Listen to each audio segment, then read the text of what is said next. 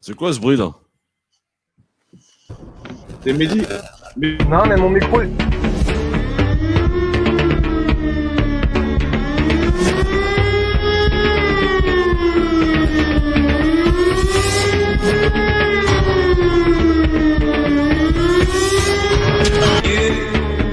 Christophe sur France Maghreb 2. Le Grand Forum avec Christophe Fro sur France Maghreb 2.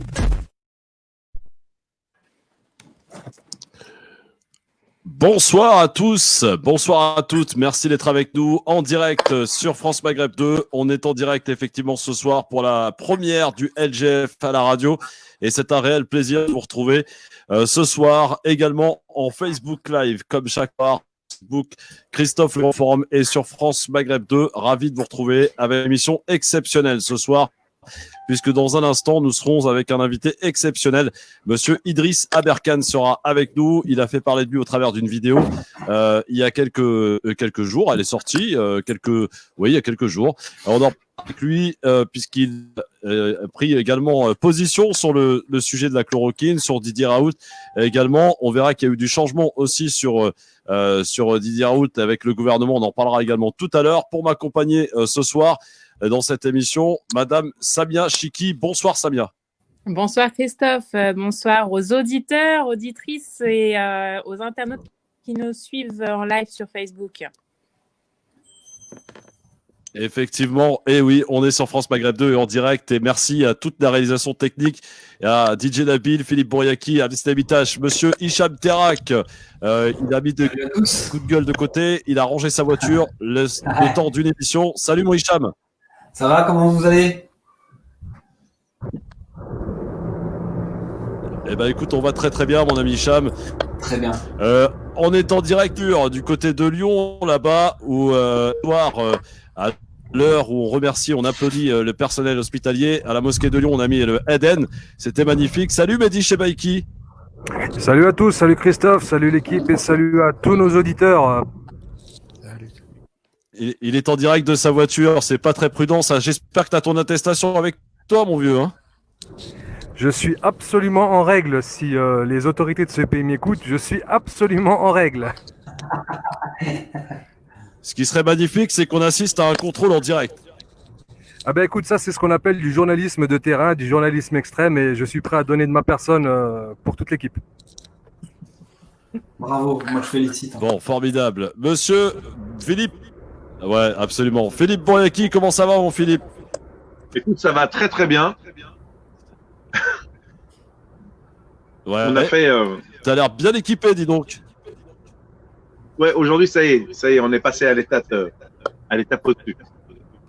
Donc merci France Maghreb 2, Monsieur Mami. La facture arrive. Oula, attention là, il est en confinement, Monsieur Mami. On dirait un consultant sportif. C'est ça.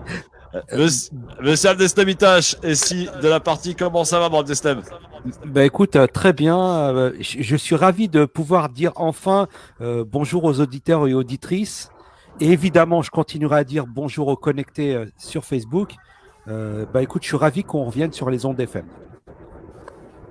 Effectivement, on est tous ravis de revenir à l'écoute de nos auditeurs qui vont pouvoir partager cette émission avec nous ce soir, d'autant plus que c'est une émission importante avec Idriss Aberkan qui sera avec nous dans quelques minutes.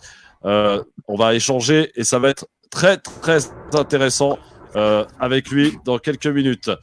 Alors, comme traditionnellement dans cette émission, Monsieur Mehdi Chebaiki, on t'a pas eu depuis le début de ce confinement. Comment ça se passe? Est-ce que tu travailles et comment se comportent les enfants à la maison? Alors les enfants déjà ils sont en bonne santé, donc alhamdoulilah, tout le monde est en bonne santé, donc c'est déjà beaucoup, c'est énorme. Sinon concernant le travail, eh bien écoute, je suis partagé entre du télétravail et du travail effectif. Très bien.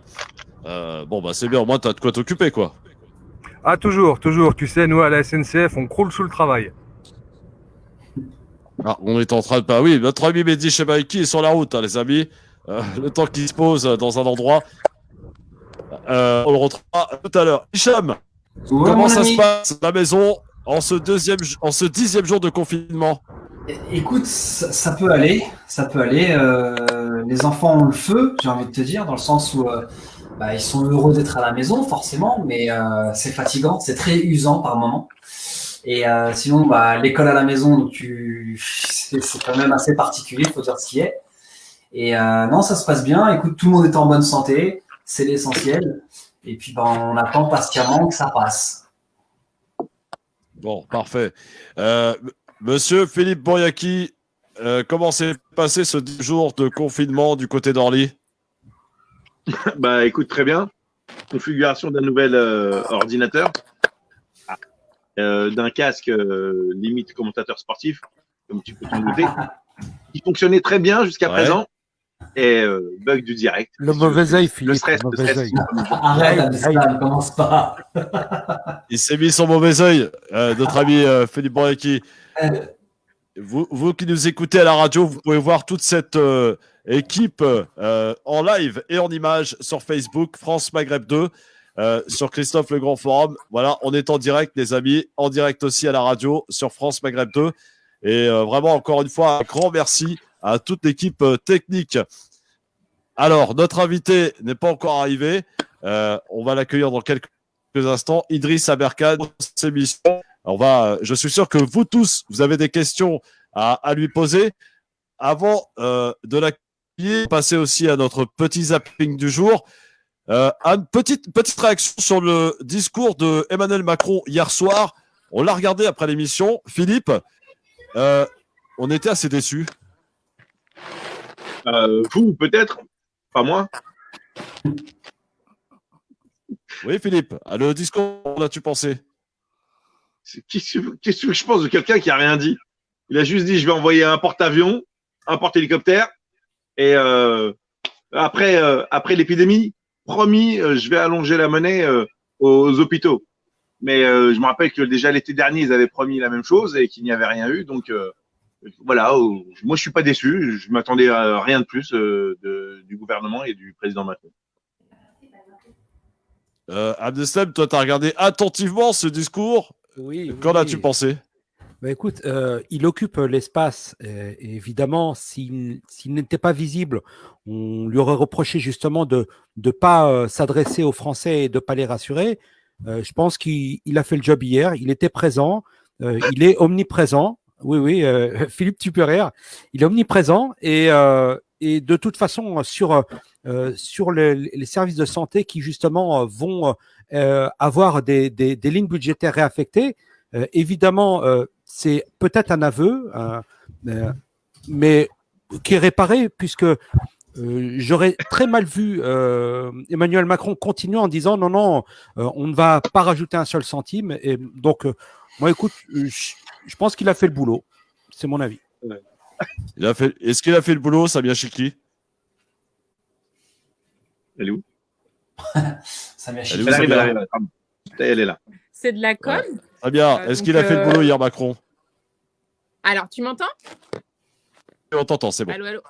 Oui, donc le boulot au niveau de la com, oui, il l'a fait. Donc le ton grave était là, le visage grave aussi. Donc oui, mais donc sur la forme, le boulot a été fait, mais sur le terrain, j'ai envie de dire dans l'action, pour l'instant, je vois pas de changement. Ouais. Alors, Hicham, Oui. t'as regardé le président hier? En fait, je vais pas te mentir. Qu'en as-tu pensé? J'ai pas regardé parce que pour moi, depuis le début, le discours qui tient, il n'est pas à la hauteur de la crise qu'on est en train de vivre, clairement. Pour moi, le gouvernement n'est pas à la hauteur. Donc forcément, son premier représentant, à savoir le président de la République, pour moi, hors sujet, claqué même, j'ai envie de dire, clairement. On a la preuve qu'on a des pays voisins, d'autres pays amis qui sont hyper réactifs, qui n'ont pas pris le temps de se poser 150 milliards de questions. Et nous, en France, encore aujourd'hui, là, il n'y a qu'aujourd'hui où on commence à voir des choses se passer. On se dit, peut-être que, faudrait faire les choses. Non, pour moi, c'est de l'effet d'annonce, c'est de la communication, c'est du présentiel. Et à partir du moment où ils sont partis de travers, c'est très, très, très difficile de récupérer, de rattraper le cap. Donc, pour moi, non. Très bien. Je sais pas si Mehdi Chebaiki nous entend de sa voiture. Il a regardé Emmanuel Macron hier soir. Qu'en a-t-il pensé? Et un petit mot sur la gestion de la crise du gouvernement. Bah écoute, la crise, le gouvernement ne pourra jamais rattraper les erreurs politiques qui ont été faites.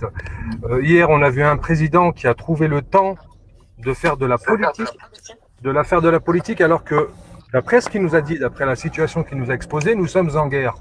On n'attend pas d'un président qui nous fasse des promesses pour après la guerre, lorsqu'on est en guerre. On attend à ce qu'il se batte et à ce qu'il mette en ordre de bataille un pays. Aujourd'hui, force est de constater que c'est la chienlit et qu'on nous fait encore des promesses sur l'après. Alors, je ne sais pas s'il était dans un rôle de candidat, s'il commençait à préparer sa prochaine élection ou sa tentative de réélection, mais ce qui est certain, c'est que le compte n'y est pas. Ouais. Je suis clairement d'accord avec toi. Voilà. T'es d'accord avec Mehdi? Ah, carrément. Imagine-toi un truc qui est tout bête, c'est que si là, par exemple, on trouve la solution à ce foutu virus, tu sais qu'il y a des gens qui sont déjà en train de calculer l'après, à savoir qu'est-ce qu'on fait après, quelles têtes vont sauter, comment on s'organise. Et il faut pas oublier qu'il y a des élections qui arrivent aussi. Donc à partir du moment, faut pas oublier qu'on a des gens en face de nous qui sont dans le calcul, tout le temps dans le calcul. Donc quand toi tu te dis bon bah c'est bon, il va y avoir une accalmie, non, t'en as certains qui ne dorment jamais en fait, tout simplement. C'est ça. Il est 18h et 41 minutes. Vous êtes bien en direct sur France Maghreb 2 ce soir avec vous qui êtes sur Facebook en live sur France Maghreb 2, vous qui nous écoutez sur France Maghreb 2 un petit peu partout en France et à l'étranger grâce à l'application France Maghreb 2. N'hésitez pas à liker, partager et commenter dans cette émission puisqu'on aime aussi vous lire et les commentaires apparaissent à l'écran et nos amis dans cette émission. Donc, n'hésitez pas à commenter et poser vos questions aussi à Driss Saberkan qui sera avec nous dans quelques minutes sur France Maghreb 2. Alors, on va passer maintenant à notre petit... Je peux me permettre une oui, dernière vas-y, je t'en remarque, prie. Vas-y, Mehdi. Ce à quoi on a assisté hier, en termes de communication et d'image de la France, je pense que ça va au-delà du gravissime. Est-ce que tu peux nous rappeler, Christophe, combien de lits ont été créés dans cet hôpital militaire? Je crois que c'est une trentaine, c'est ça? On est d'accord. Donc là, on se retrouve avec un président qui va faire de la communication pour 30 lits. 30 lits, ce n'est absolument rien. On est face à une goutte d'eau, face à une épidémie. Alors, ça en dit certainement très long sur l'état de l'armée française, avec tous les crédits qui lui ont été supprimés et coupés depuis des années. Ça en dit très long sur le niveau d'ambition de la France. Ça en dit très long sur le niveau aussi, ça en dit très long sur le fait que le pouvoir est aux abois, parce que aller en grande pompe présidentielle, aller inaugurer 30 lits, moi ça me fait un peu penser à... Autrefois à la télé, on se moquait un peu de certains pays qui ont peu de moyens, des pays africains notamment, souvent qui ont peu de moyens, et puis on voit un peu se presser, voilà, les grands généraux ou le président venir inaugurer un hôpital de quelques lits, et tout le monde de taper dans les mains. Eh ben aujourd'hui, on a vu ça à la télé en France. Ouais. Est-ce que Samia, tu partages l'avis de Mehdi Chebaiki? Samia? Samia chez qui? On est perdu avec Samia? Ça a du mal à arriver jusque là-bas? Voilà, on est évidemment en direct, les amis, avec Hicham Terak, Samia Chiki, Mehdi Chebaiki, Philippe Bouriaki, Abdeslamitash. Il y a beaucoup de i là, hein, dans cette histoire. Samia, tu nous entends ou pas? Bon. On va essayer évidemment de rétablir la liaison avec Samia Chiki. Hicham, tu partages l'avis de Mehdi sur ce constat fait Écoute, franchement, la vérité, je trouve que c'est une super belle remarque. C'est vrai que j'y avais pas fait attention. Mais encore une fois, tu sais, il y a plein d'éléments qui te permettent de savoir qu'on est dans la communication. Effectivement, quand tu envoies l'armée, alors c'est le corps hospitalier dans Paris pour aller donner un coup de main, tu sais, ça fait style, on a vachement les moyens, attention, on envoie du lourd. Mais quand tu regardes bien, quand tu fais les comptes, il y a rien. C'est quand même la France. On est, tu peux me dire, on est sur le classement des puissances mondiales, on est à quel niveau, s'il te plaît? Sixième. Sixième. 5 ou 6. Est-ce que tu te rends compte qu'on est dans le façon de parler dans le top 5 des plus grosses nations au monde? On n'arrive pas à gérer une crise sanitaire. Alors que, comme le dit si bien Mehdi, tu as des pays en Afrique, ils sont en galère de malade, où ils sont loin derrière. Je prends l'exemple du Maghreb, on va prendre le Maroc, ils ont pas blagué. Tu vois ce que je veux dire? L'Algérie, c'est pareil. Ils ont été réactifs, en fait. Ça arrivait un petit peu plus tard chez eux, mais ils ont été très réactifs. Ils ont simplement C'est vrai, vu. on en parlait dans cette émission. Attends. Hicham, tu as raison. Sur la gestion, Mehdi, des pays du Maghreb, l'Algérie, Maroc, Tunisie, ils ont tout de suite réagi. Ils n'ont pas attendu que les choses s'enveniment et ils ont préféré jouer la prudence et ils ont confiné tout le monde. Et on voit que ça apporte ses fruits parce que le nombre de cas est quand même beaucoup moins important qu'ici en France. Hein. Jusqu'ici, en effet, c'est le cas. Tout va bien. Pour une fois, jusqu'ici, en effet, c'est le cas, et on peut saluer au moins la prise de conscience, rapide des autorités maghrébines. Après, il faut reconnaître une chose, c'est que l'État, les capacités hospitalières maghrébines font que si une décision n'était pas prise immédiatement, Ouais. les conséquences auraient pu être catastrophiques. C'est ça. En France, on a eu un discours un discours Lynn Maginot, pour reprendre une expression que j'ai entendue chez notre futur invité. On a eu une mentalité Lynn Maginot. On s'est dit, c'est bon, on est bon, nous, il n'y a aucun problème, nos hôpitaux peuvent gérer. Et quand on est trop sûr de soi, on est amené à prendre des décisions, hélas, tout à fait. 660 nouveaux décès en Italie, ça vient de tomber à l'instant. 662 décès. On a dépassé la barre des 8000 morts en Italie. C'est terrible ce qui se passe dans ce pays qui est, je le rappelle, qui abrite la plus vieille population d'Europe, confiné depuis bien avant nous. Et ils ont du mal à faire baisser la courbe. Hein. On est d'accord, les amis. Moi, je suis bien d'accord avec toi. C'est vraiment, c'est affolant. C'est des chiffres totalement affolants. Mais je pense qu'aussi, on est au devant d'une super grosse crise sanitaire. Je voudrais remettre juste remettre un coup de projecteur sur l'Afrique. Il y a certains pays qui sont où ça va être super chaud. Faut dire ce qui est. La contagion, je sais pas comment on peut calculer ça, mais l'indice de contagion là-bas va exploser dans certains pays. Et en regardant certains articles ou reportages sur ce qui nous pend au nez, certains disent que ça va être vraiment, vraiment très, très dur ce qui pourrait se passer en Afrique. Ouais. Donc les 8000 morts, excuse-moi, les 8000 morts italiens, c'est beaucoup. Ouais, c'est beaucoup, c'est sûr. Mais j'ai bien peur que si ça soit pas bien géré, si on se met pas tous de concert et on s'organise pas tous, il risque d'y avoir beaucoup de problèmes dans d'autres pays encore. Ouais. Vous êtes en direct sur France Maghreb 2 dans le Grand Forum, bien sûr, à un horaire un peu inhabituel, je vous l'accorde.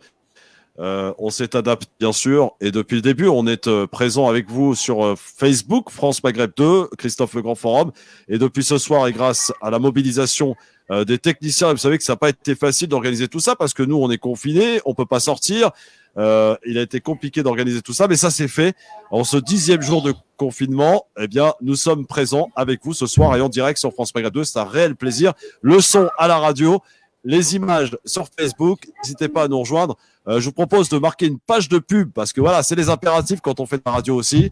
De la pub, on retourne très vite avec d'autres zappings et notre invité Idriss Aberkan qui sera avec nous en direct sur France Maghreb 2 avec ce soir Samia Chiki, Mehdi Chebaïki dans sa voiture, Hicham Terak qui est chez lui tranquillement, Abdessamitash et Philippe Boriaki qui nous assistent à la technique mais aussi qui participe à cette émission, sans oublier la performance de DJ Nabil qui de sa maison arrive à tout gérer. C'est incroyable, vive la technique. On est de retour très vite, à tout de suite. Le Grand Forum avec Christophe Roux sur France Maghreb 2. Sur Facebook, puisque à la radio, c'est la pub avec Mehdi Chebaïki. Ouais, mec, ça va. L'occasion, voilà. Allô. Alors, pour lire vos petits commentaires, n'hésitez pas à commenter, bien sûr. Oui. Ouais, mec. On vous entend. Ouais, Mehdi, on est en direct sur Facebook. Hein. On reste en direct sur Facebook. Voilà, okay. C'est important de le dire quand même. Qu'on dise pas de conneries, hein, Mehdi. Bon, ça va, t'es toujours dans ta voiture? Oui, a priori, il est toujours dans sa voiture. Est-ce qu'on entend Samia? Samia? Samia. Samia, es-tu là? fais pas ta Tu parles timide. de nous? Bah, Samia est là, mais Bon, Hicham, une regarde info, les. une info, le grand forum. Qu'est-ce qu'il y a Samia Alors, a on été Ali débauchée par la Belmadi, concurrence. responsable de guerre entre Elle a été débauchée par la Ok, concurrence. Oui, ça y est, elle a signé. On a le contrat qu'elle a signé avec Radio Courtoisie. Oh, Arrête. non, c'est Arrête méchant, tes ça. bêtises. Non, dis pas de bêtises. Vous êtes bien en direct, les amis. Vous pouvez commenter, partager, liker. On compte sur vous, c'est important. C'est votre vous d'échange, bien sûr. Est-ce qu'il y en a un d'entre vous qui peut nous donner un petit peu l'étendue des commentaires depuis le début de cette émission? Bah, il y en a un là où il y a écrit, c'est Ali Belmadi qui dit c'est une histoire de guerre entre l'arbo pharmaceutique qui se trouve derrière ce virus. Est-ce qu'on est pour, est-ce qu'on est contre? Qui appuie cette thèse? Oui, Excellente absolument. Bah, ça, question. ouais, on le dénonce. Philippe, t'es d'accord avec ça? Écoutez, bah, moi, ce que je vous propose, c'est Oui, une petite vidéo. oui. Attendez. Qu'est-ce qu'il va Hop, nous mettre? je vais vous mettre une vidéo. Oui. Mais Oui, bon, on laisse, hein, on fait que ça. On attend. arrive. Pardon, hop là, excusez-moi. Ouais. J'ai cherché le bouton Ça pause. va finir en thèse complotiste encore cette émission là. Ouais, j'ai Non, l'impression encore. Ah, tout de suite. Il y en a marre. Tous les grands mots. Alors, juste pour info, On peut reprendre l'antenne histoire de meubler. à tout moment. Vous m'entendez, les gars? Oui, on t'entend, Mais Mehdi. tout le monde. Ok, super. Juste pour info, il faut savoir qu'à La Réunion, on leur a envoyé des masques périmés. Je ne sais pas si vous êtes au courant. Je les ai vus, c'est une catastrophe, mon Dieu. C'est une honte. Avec des traces de moisissure sur certains masques. Moisi, exactement. Périmé et moisi pour certains. Plein d'humidité. Donc, en gros, tu mets un masque comme ça, c'est Ebola que tu chopes. Hein, c'est pas le Covid. Vous êtes prêts pour la thèse complotiste ou pas? Vas-y. Te trompe pas de m'entendez fil, hein. Oui, Samia, on t'entend. Ah, Samia est de retour. Samia, on garde Samia. Ah, parce qu'il y a Samia, Samia, tu alors. bouges pas. Hein. Je suis là, c'est bon, je touche à rien. Qu'est-ce qui s'est passé? T'as été courtisé par la concurrence? Bah oui. Bon, très bien. Faut qu'il Alors, appuie sur- ça peut reprendre à tout moment, les amis, parce qu'on est en direct sur Facebook, là, toujours, hein, Facebook, France Maghreb 2, Christophe, le Grand Forum, et à la radio sur France Maghreb 2, et on est en pleine pub.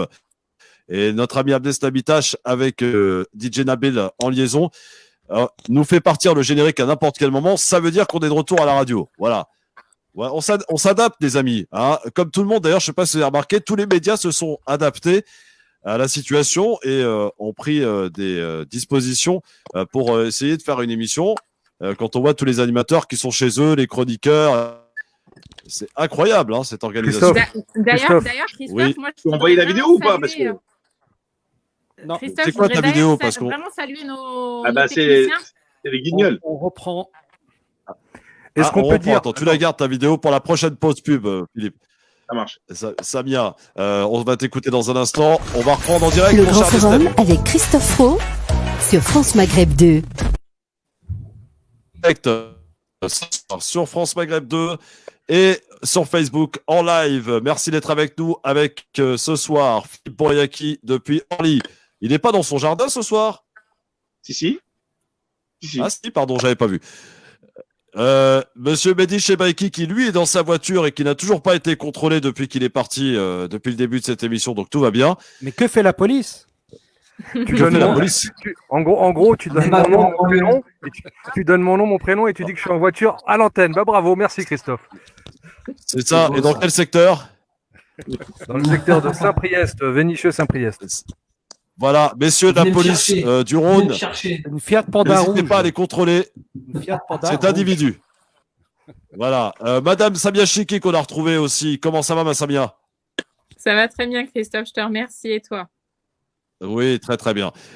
Hicham Terak aussi est de la partie et à la Ouais, maison. t'as vu? Euh, Ça va ou quoi? et puis Ouais. Abdest Habitache et Philippe Poyaki. Et nous serons dans quelques minutes avec Idriss Aberkan, notre invité exceptionnel en direct. Vous pouvez commenter, partager, liker sur Facebook en live et bien sûr sur France Maghreb 2, nous écouter au travers des différentes fréquences FM et bien entendu l'application Maghreb 2, bien sûr. Un petit mot, les amis, on a perdu une grande personnalité du monde du sport, Michel Hidalgo, qui nous a quitté, Hicham Terak. Ouais, nous a quittés apparemment aujourd'hui. Et en ce moment, j'ai l'impression que chaque jour entraîne son lot de personnes qui nous quittent, mis à part ceux qui sont concernés directement par le virus. Mais bon, c'est une figure emblématique du sport français, faut dire ce qui est. Donc, bon vent, comme on aime bien dire. Hein. Ouais. Alors, ce que je propose, ma chère Samia, si tu es prête, on va faire ton avis tranché en attendant notre invité Idriss Aberkan. Et on passera aussi au zapping parce qu'on a quelques vidéos à vous montrer. Tout à l'heure, les coups de gueule et coups de cœur en fin d'émission. Et sans oublier, à ne pas louper, le pire et le meilleur du web avec Philippe Boyaki tout à l'heure, un peu avant 20h, pour nous régaler et histoire de terminer en sourire cette émission. Samia Chiki, un invité tranché qui a pour titre À nous répéter qu'on est en guerre. Très bien. Samia Chiki, avis tranché dans le Grand Forum en direct sur France Maghreb 2 et en Facebook Live sur France Maghreb 2 et Christophe le Grand Forum. À nous répéter qu'on est en guerre. Chloroquine, passe-cyanodine. On interdit l'accès, le peuple désespère dans cette ambiance si délétère. Polémique autour d'un esprit vif qui vous pique, prétendant qu'il manque d'éthique. Didier, fanatisé, il n'en demande pas tant. Pourtant, cette molécule pendant que vous étiez dans votre bulle, en vente libre sur les étalages de votre pharmacien, anti-paludéen, passe-cyanodin. Espoir de l'Afrique, quand c'est pour le fric, il n'y a plus d'éthique. Vous dites guerre pour ne pas déplaire, se taire pour un moment, soigner tous ces mourants. Aux armes citoyens, on veut de l'anti-paludéen. Des essais européens, on ne vous croit plus, on n'oublie pas nos frères italiens. Combien de morts encore, avant de reconnaître vos torts. Mettez en berne vos stratégies économiques. L'heure est à la santé, cessez vos polémiques. Chloroquine, passe-cyanodine, beaucoup ne veulent plus la mettre en sourdine. Avez-vous oublié l'art de la guerre? Lorsque le coup de tonnerre éclate, il est trop tard pour se boucher les oreilles. Alors, on vous le rappelle ici encore, le peuple veille. Bravo. Waouh, bravo. Samia Chiki, merci beaucoup. Réaction, Mehdi Chebaiki. Ah, bravo, les mots sont justes, percutants et la fin laisse à réfléchir, j'aime beaucoup. Merci, Ouais, Mehdi. je sais que t'aimes bien quand on réfléchit, Mehdi. T'es pas le dernier. Hein. Hicham Terak, réaction de ta collègue Samia Chiki. Écoute, j'ai bien aimé l'intonation, il y a un beau timbre de voix. J'ai aimé l'interprétation aussi. Hein. Je la prends dans mon équipe. Voilà. Un peu The Voice. Merci, Hicham, merci. Très bien. Philippe, tu es fan? J'adore. Ouais, très bien. J'adore. Pas d'autre mot. Monsieur Absnabitash. Écoute, très bien, comme à son habitude. Alors, elle nous habitue à cette qualité. Hein. Moi, je lui donne un 10. Un 10? Ah ouais, on est à l'école des fans. Ça y est, on distribue les notes. C'est parfait. The Voice, c'est The Voice. Bon, il faut qu'on parle d'un autre sujet, les amis, parce que c'est important. Vous savez que la polémique Didier Raoult se poursuit et ça a pris apparemment une nouvelle tournure aujourd'hui. Il semblerait, vous me contredisez si je me trompe, que le gouvernement ait accepté, peut-être sous une certaine pression, les expérimentations du traitement du médicament de Didier Raoult. Ton avis sur le personnage, Mehdi? Est-ce que je dois vraiment parler du personnage? Est-ce que ta question concerne vraiment le personnage? Le personnage, parce qu'il est important, il provoque, il crée aussi beaucoup de réactions, et sur sa méthode, sur son étude, utilisée par beaucoup de pays, rappelons-le. Voilà, alors il semblerait, je veux pas me prononcer sur le fond, chloroquine ou pas chloroquine, parce que je suis loin d'avoir les compétences de pouvoir juger de cela. Par contre, sur la forme et la méthode, il y a des choses, il y a des leçons qu'on peut en tirer. On est là face à un professeur qui a bien entendu le discours de Emmanuel Macron, notre président, lorsqu'il a parlé de guerre, et qui propose une solution pour faire la guerre immédiatement, une solution de réactivité. Reste à savoir si les armes proposées vont marcher, mais là n'est pas la question. Qu'est-ce que proposent les autres? C'est ça vraiment qui est important. C'est pas tellement Raoult, c'est que proposent les autres. Face à un vide abyssal, à un vide intersidéral de solutions, on a une personne qui propose une tentative de soin, une tentative de médication. Or, que se passe-t-il? Levier de bouclier des vieilles élites, levier de bouclier d'un système, parce que ce monsieur a l'air un peu anti-système. Il faut encore rappeler que son institut n'a pas été financé, en tout cas très peu par la France, de ce que j'en ai compris, mais ce monsieur a été chercher des financements en Europe. Donc, sur le personnage, on peut sentir quand même un brin d'orgueil. C'est quelqu'un qui a des compétences, pourquoi pas. Mais c'est surtout les gens qui sont face à lui qu'il faut analyser, pas tellement M. Raoult, parce que le professeur Raoult, lui, fait ce qu'il peut et propose quelque chose, et c'est déjà pas mal. Très bien. Alors, on a un tweet que je viens de vous envoyer, les amis techniciens, si vous pouvez le mettre à l'écran, de Didier Raoult, qu'il a fait cet après-midi. Dans le cadre de l'urgence sanitaire, la chloroquine peut être prescrite au traitement du Covid-19. Merci à Olivier Véran pour son écoute. Donc, il semblerait qu'enfin, il se soit parlé et que peut-être cette méthode soit utilisée à titre expérimental à plus grande échelle, Samia, si j'ai bien compris. Alors complètement, donc il y a un décret qui était tombé déjà le 23, mais qui a été modifié donc hier et donc il est disponible depuis ce matin. Donc par contre, il y a des précisions, donc il n'y a pas de prescription donc du Plaquenil par les médecins en ville, ça c'est important de le savoir. C'est toujours fait donc par des maisons médicales ou des centres hospitaliers. Et puis également, donc la délivrance est limitée dans les pharmacies. Elle est limitée uniquement donc pour certaines indications médicales telles que la polyarthrite ou alors encore le lupus. Et ils ont rajouté dans le décret donc l'interdiction de l'exploitation donc des médicaments donc à base d'hydroxychloroquine. Donc ici, on montre bien que on risque d'étendre son utilisation dans les centres hospitaliers. Très bien. Hicham Trek, rapidement, une réaction sur ce qui s'est passé aujourd'hui et visiblement la méthode de Raoult qui va être mise à plus grande échelle. Écoute, pour moi, respect à ce professeur. Franchement, respect. Moi, j'aime ces personnes qui sont un petit peu... alors, il est dans le système, même s'il a une image de non conventionnel. Mais quoi qu'il arrive, c'est que ce mec-là, en fin de compte, donc on a compris qu'il y avait des galères, il y avait des rivalités, il y en a partout, mais elles sont quand même, elles peuvent être malheureusement fatales. Et ces rivalités-là font qu'aujourd'hui, on a une personne qui a réussi à mettre en lumière les lacunes d'un système. C'est exactement ce que disait, je crois que c'est Mehdi qui disait ça. On est dans une politique de guerre apparemment. Donc, on parle de pandémie, bien sûr, mais on est dans une politique de guerre, dans une philosophie de guerre, mais on n'a pas les moyens et l'attitude d'un soldat face à justement l'épreuve à traverser. Et en fin de compte, ce professeur-là, contre vents et marées, a réussi, pour moi, je dis bien, il a réussi à faire plier un système. Et peut-être des lobbies. Tiens, une information pour toi, Mehdi. Le G20 annonce débloquer 5 000 milliards de dollars pour lutter contre le coronavirus. Le G20 annonce débloquer 5 000 milliards de dollars? Oui, alors je vérifie la somme, mais visiblement c'est ça. Non, mais beaucoup d'argent en tout cas. C'est tout à fait plausible.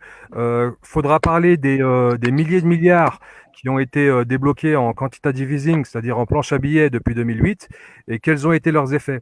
C'est bien beau. Là, en fait, on réutilise. Bon, c'est pas le sujet duquel on parle aujourd'hui. 5 000 milliards de dollars, c'est ça.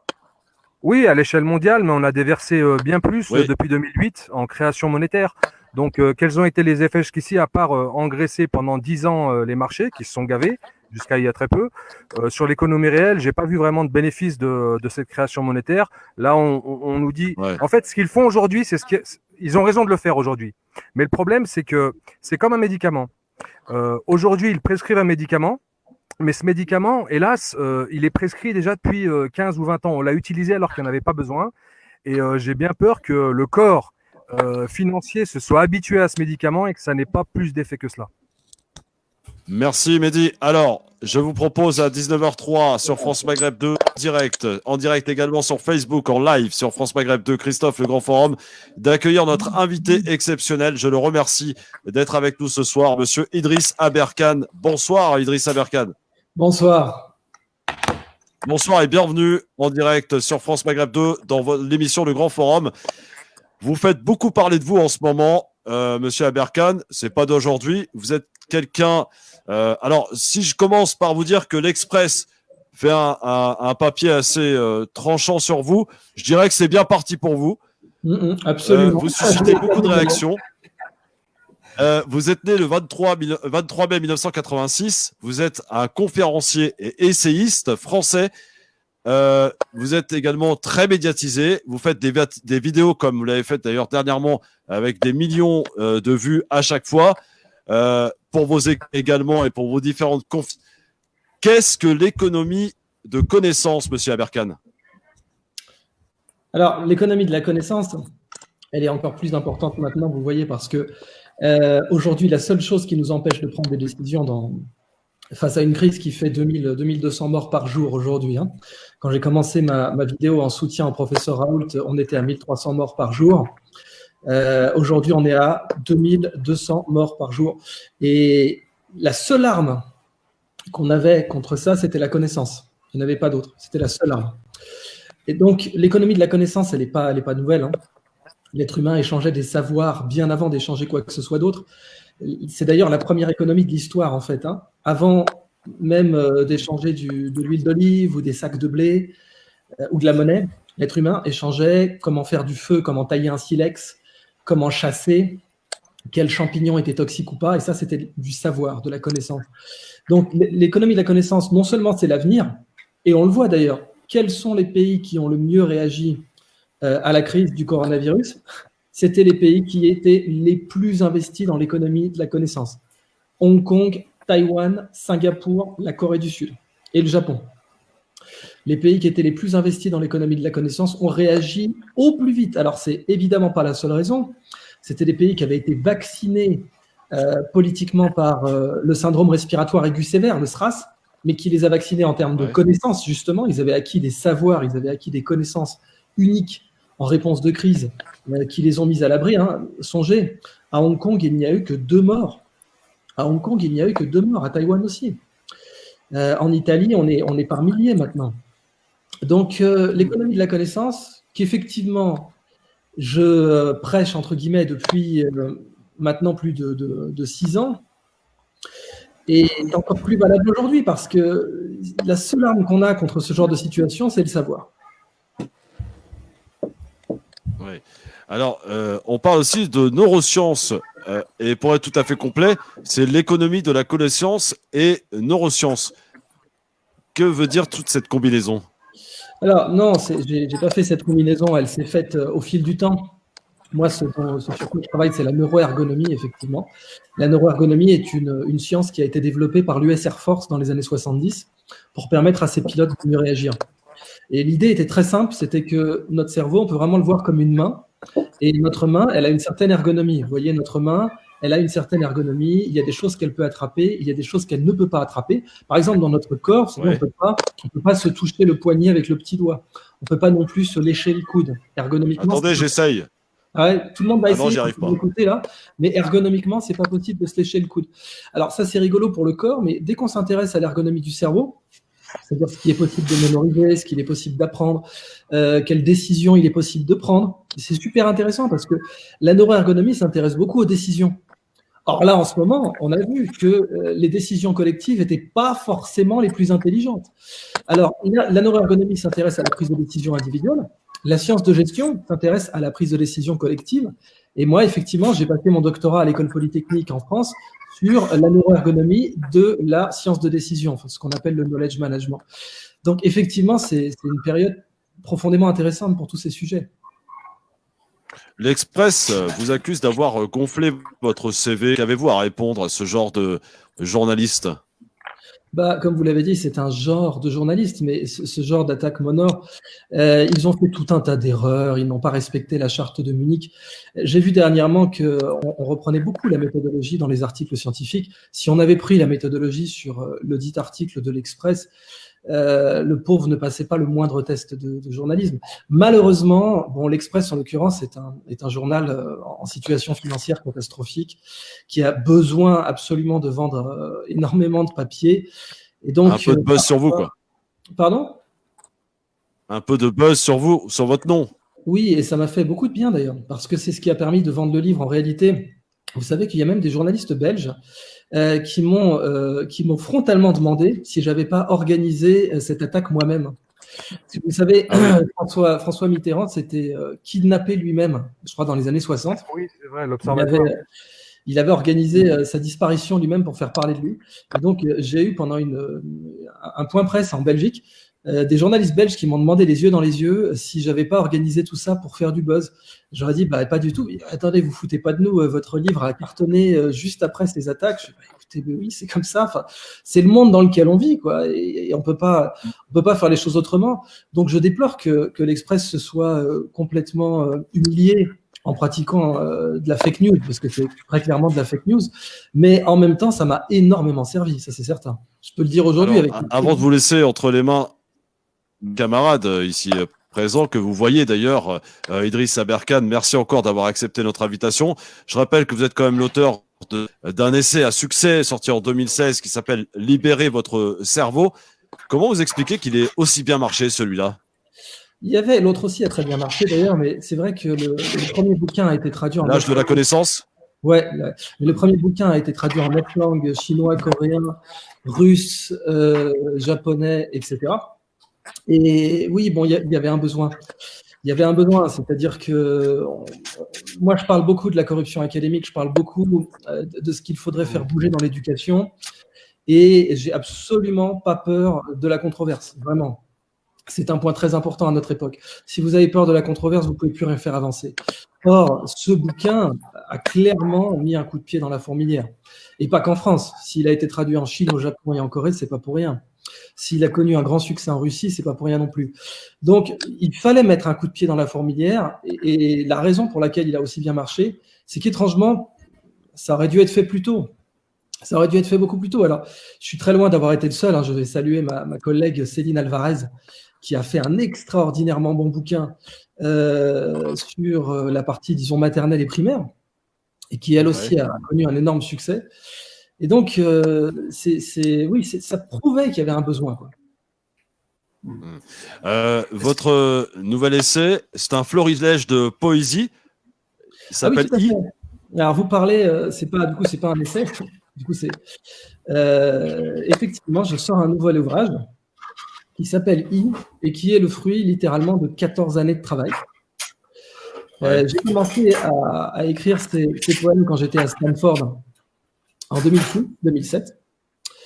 Et puis, petit à petit, ça m'a mené à une thèse de littérature comparée à l'Université de Strasbourg, dans laquelle j'ai voulu démonter la notion de clash des civilisations, donc dans lequel j'ai voulu montrer qu'il existait des influences orientales dans quasiment tous les textes importants ou chez tous les auteurs importants de la grande littérature occidentale, que ce soit Edgar Poe, T.S. Eliot, Dante, etc.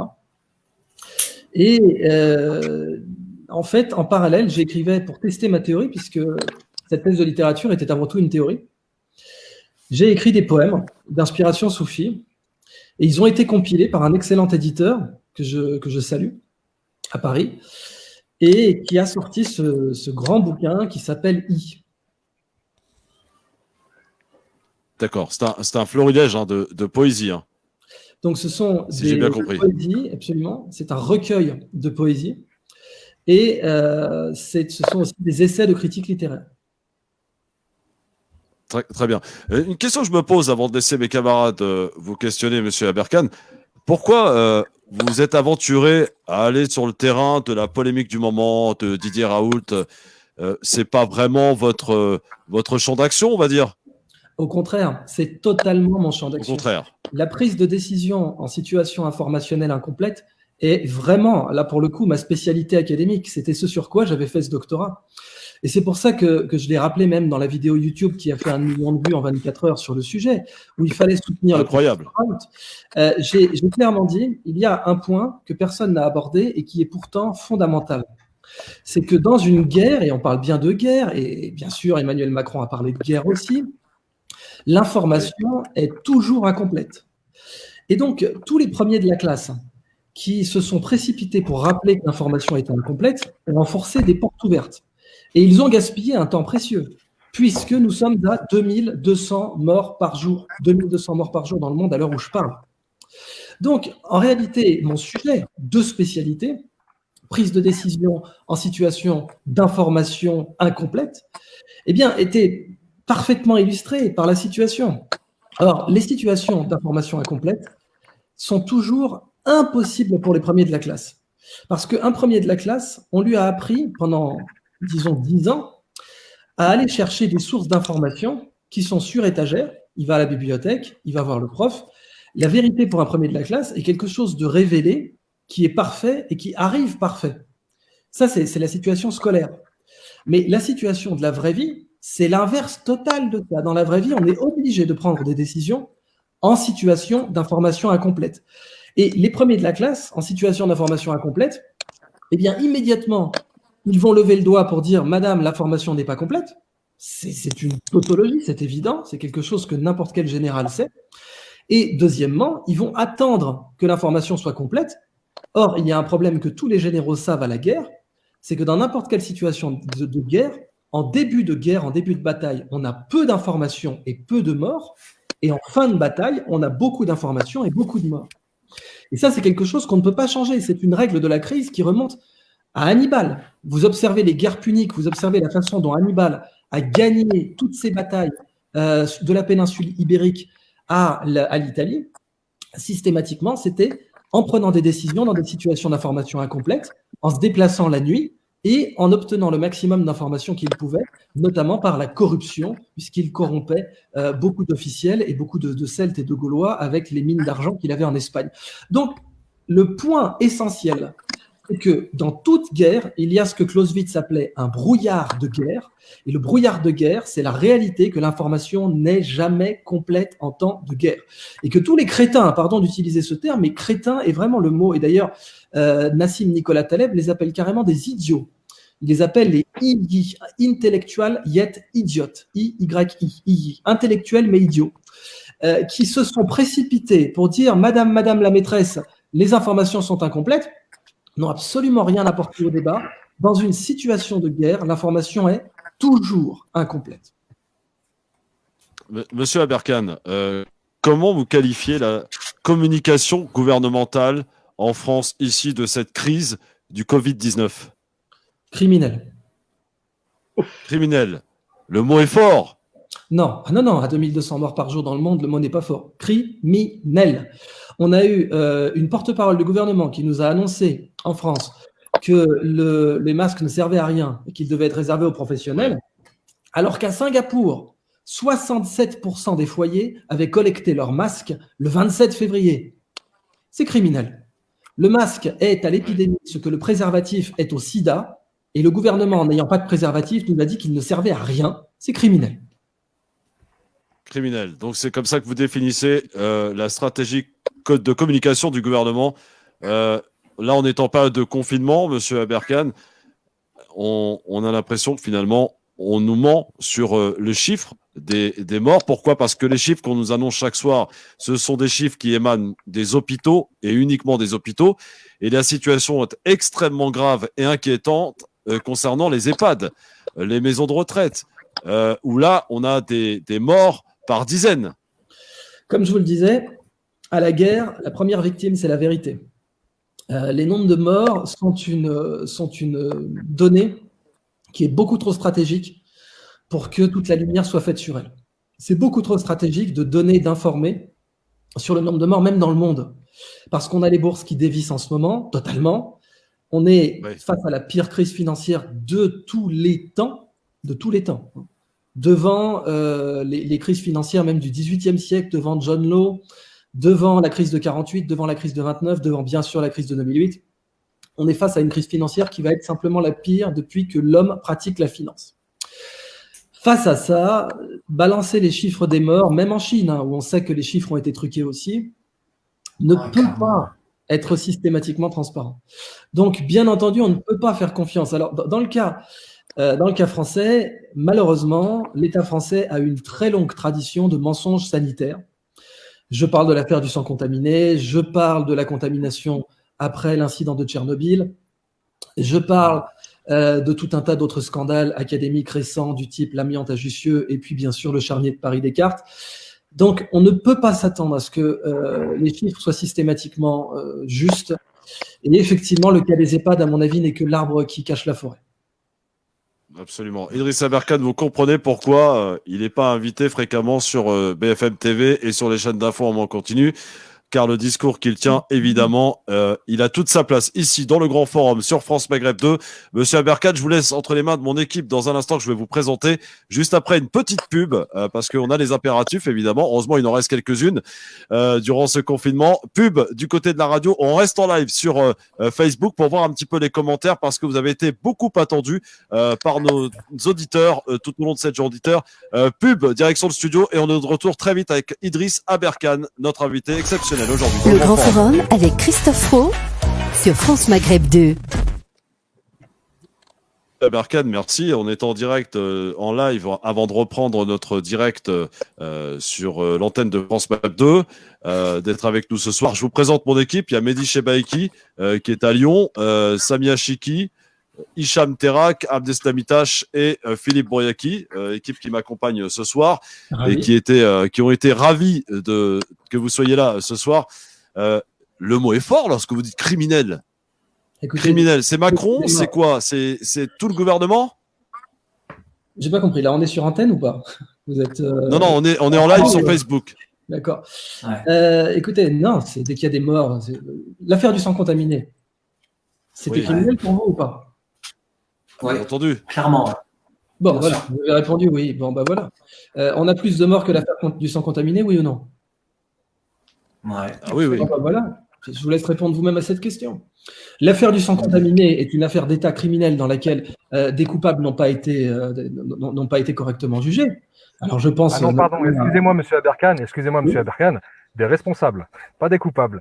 C'est vrai que le terme qui a été utilisé était responsable, mais pas coupable. Alors il y a eu quelques coupables. Voilà. Il y a eu des gens, il y a eu quelques coupables, il y a eu des gens qui ont fait de la prison. C'était des lampistes et c'était des. Voilà, des seconds couteaux. Pardon? Oui, les seconds couteaux, oui. Voilà.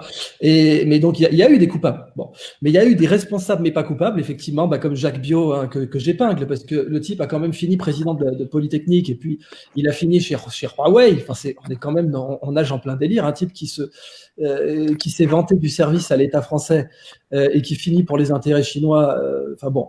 Donc, dans l'affaire du sang contaminé, c'était criminel. Dans l'affaire de la maladie à coronavirus 2019, bien entendu, il y a eu plus de morts, il y a eu plus de mensonges, les conséquences ont été plus grandes, puisque personne n'a été confiné dans l'affaire du sang contaminé. Donc, si vous voulez, bien entendu, c'est une affaire pire que l'affaire du sang contaminé, c'est un fait. Mais est-ce qu'on a peur, est-ce que vous ne craignez pas l'après-crise coronavirus qui risque d'être très compliqué pour l'exécutif? Écoutez, je l'ai mentionné dans plusieurs vidéos, on se rapproche vraiment d'un point de non-retour en France. On se rapproche vraiment, vous savez, la France, enfin Paris, c'est facile à prendre. Et vous marchez sur l'Élysée et la place Beauvau, vous avez pris Paris et vous avez renversé l'exécutif. Et c'est bien entendu pour ça que toute manifestation en France doit déposer son itinéraire. Donc, on peut griller des merguez entre Bastille et République autant qu'on veut, mais si jamais les manifestations et les cortèges font mine de s'approcher de l'Élysée, là, ça tire à balles réelles. C'est ce qui s'est un petit peu passé. Le gouvernement a eu très peur lors des manifestations avec les Gilets jaunes. Absolument. Lorsque il me semble que des portes ont été défoncées au tracteur, plus ou moins au Fenwick. Oui, c'était le ministère de Griveaux. Le Grand Forum avec Christophe Fro sur France Maghreb 2. Donc, en direct sur France Maghreb 2, en direct bien sûr et toujours en Facebook Live sur France Maghreb 2, Christophe le Grand Forum avec notre invité Idriss Aberkane qui est avec nous, auteur de plusieurs essais et notamment le plus grand succès en 2016, même si les autres ont bien marché, Libérez votre cerveau. Avec mon équipe ici pour vous interroger et vous poser des questions aussi, monsieur Aberkane, Mehdi Chebaiki en direct de sa voiture à Lyon a très envie, j'en suis sûr, de vous parler. Oui, très envie et c'est vraiment un plaisir de vous recevoir dans notre émission.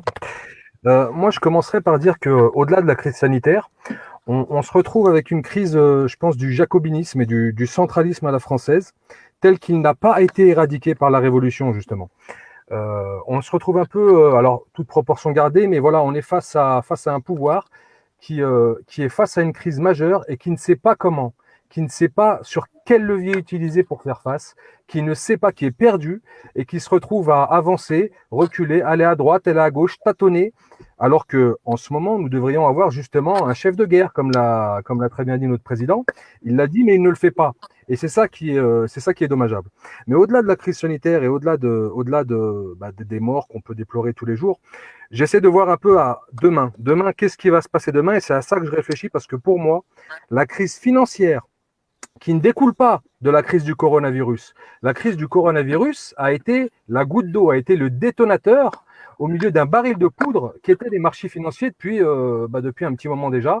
On n'a pas fait grand-chose en 2008, finalement, on a laissé couler une banque, et on a sauvé un système à coût de milliers de milliards, justement. C'est pour ça que tout à l'heure, Christophe, lorsque tu parlais du plan du G20 de déverser 5 000 milliards dans l'économie mondiale, ça a été fait. Oui, Ça a été l'annonce, fait, on avait ça n'a- fait tout à l'heure. Voilà, ça a été fait, ça n'a pas réglé le problème. Pourquoi? Parce que la planche à billets, c'est un one-shot. C'est une balle qu'on met dans un pistolet, on peut l'utiliser une fois pour faire redémarrer la machine. Si on s'habitue à l'utiliser tout le temps et tout le temps et tout le temps, ça n'a plus aucun effet. On est face à un corps drogué, shooté à la création monétaire. Et hélas, j'ai bien peur que demain, face à la crise qui nous attend avec l'arrêt des économies, ce soit bien pire. Et là, j'aimerais rebondir sur un sujet que M. Adarkan a abordé souvent. Alors, je le suis dans le cadre de ses vidéos, le biomimétisme. C'est quelque chose qui interpelle, c'est quelque chose qui est très intéressant et qui amène vraiment à la réflexion. Et je me dis que finalement, on est face à, sur la monnaie par exemple, aujourd'hui on est face à l'équivalent un peu, alors M. Adarkan me dira si je me trompe, mais à la division cellulaire. C'est-à-dire qu'avec $1 on en fait 2, avec 2 on en fait 4, avec 4 on en fait 8. Donc on est un peu face à ce système de reproduction des cellules. Et quant à la financiarisation et les crises qu'elle entraîne par les marchés mondiaux, c'est des développements viraux. Donc finalement, est-ce que la réponse ne se trouverait pas dans le biomimétisme? Est-ce qu'elle ne serait pas à chercher de ce côté-là et aller chercher un antiviral pour combattre la financiarisation de l'économie et un antibiotique pour combattre la création monétaire à outrance? La plus longue question de la bande FM. Ah ouais. Bon, alors, oui, bien sûr, vraiment, je le répète, c'est pas une emphase. On est dans la pire crise financière de tous les temps. L'humanité n'a pas connu de crise financière supérieure à celle dans laquelle on est. Ça ne veut pas dire qu'on ne va pas s'en sortir, mais on a créé un effet élastique en 2008 en injectant du cash dans tous les sens. Ça n'a pas marché, ce qui fait qu'on n'a pas payé les conséquences de la crise de 2008. On les paye maintenant. Et en plus, on a créé une deuxième crise, la crise de 2020, et on les bouffe les deux ensemble. De la même façon que le monde n'avait pas retenu les leçons de la guerre de 14 en 39, et que les conséquences de la paix de 18, enfin 19 techniquement si on prend les Dardanelles, les conséquences de la paix de 19, on les a payées en 39, mais comme on avait aussi payé l'absence de leçons tirées de la guerre de 14, 18, 19. Donc en ce moment, bien entendu, il va y avoir un reset, quoi. Il va falloir se remettre des choses à plat. Dans le cas français, il est quand même de plus en plus probable qu'on sorte de l'euro. En tout cas, que l'euro meure. L'euro était une aberration économique. Bon, comme beaucoup, j'y ai cru au début, mais quand on voit ce qui s'est passé dans les différentiels de compétitivité entre pays européens, quand on voit ce qui s'est passé dans la balance des paiements, etc., on a rapidement vu que l'euro n'était pas viable. Et que, comme l'avait très très bien dit d'ailleurs Charles Gave, l'euro allait faire plus de maisons en Espagne, plus d'usines en Allemagne et plus de fonctionnaires en France. C'est exactement le résultat qu'il a eu. Et maintenant, les conséquences françaises pourraient être un retour à une souveraineté nationale qui inclut bien sûr le monétaire. Partant de là, moi évidemment mon rêve, comme je l'ai indiqué dans des conversations personnelles avec le très grand politologue français Pierre-Yves Rougeron, que je salue, qui est selon moi un des avant-gardistes en matière d'analyse politique en Europe, eh bien, mon rêve, ce serait que la France soit une république maritime. Elle a la deuxième zone économique exclusive au monde. Elle a des nodules polymétalliques qui représentent, même sans parler encore de biomimétisme, une richesse tangible et immédiate. Et puis, bien sûr, avec ses accès à des points chauds de la biodiversité, la France pourrait, bien entendu, monétiser ses connaissances bio-inspirées de son espace maritime et de son espace en général. Donc, si on faisait un reset sur la France, avec bien sûr un retour à une monnaie nationale contrôlée et une souveraineté, eh bien la France pourrait repartir vraiment bien plus solide qu'avant la crise, bien plus solide. Il y a une question. Idriss Aberkan. Oui, Alors, question, il y allez-y. a une question de nos auditeurs. Pensez-vous que les crypto-monnaies vont jouer un rôle important dans ce reset économique? Alors, malheureusement, important, non. On le voit sur le Bitcoin. Dans un moment d'incertitude comme celui-là, eh bien, tout le monde s'est remis sur le Bitcoin plutôt que sur les autres monnaies. Même l'Ethereum n'a pas beaucoup grimpé. On aurait pu s'attendre à ce que l'Ethereum parte à 1000, 2000 $. Et on est sur un Ethereum à 130. Tout s'est concentré sur le Bitcoin qui doit être, à l'heure où je parle, sous les 6008 en dollars. Et en réalité, les crypto-monnaies, en un sens, ont un peu déçu face à cette crise parce que les États ne les ont pas encore adoptés, en réalité. C'est ça l'idée. Il faudrait que les États les adoptent de façon sincère, de façon directe. Là, ça serait génial. Là, on pourrait faire quelque chose d'intéressant. Alors, monsieur Aberkan, ici avec nous en direct ce soir. J'aimerais vous montrer une vidéo que vous puissiez commenter juste derrière. On envoie.